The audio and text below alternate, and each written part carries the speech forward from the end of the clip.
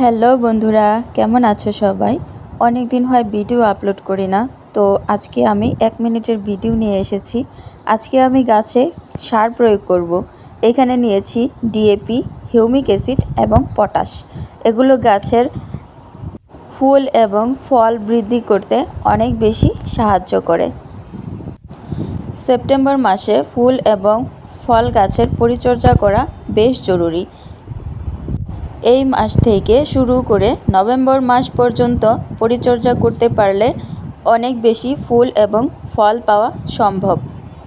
যে কোনো গাছে সার প্রয়োগ করার আগে অবশ্যই টবের মাটি খুঁচিয়ে নিতে হবে।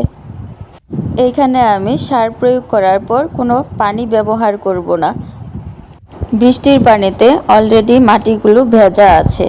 তো আমার ভিডিওটি কেমন লাগলো অবশ্যই কমেন্ট করে জানাবেন। সবাই ভালো থাকবেন। আল্লাহ হাফেজ।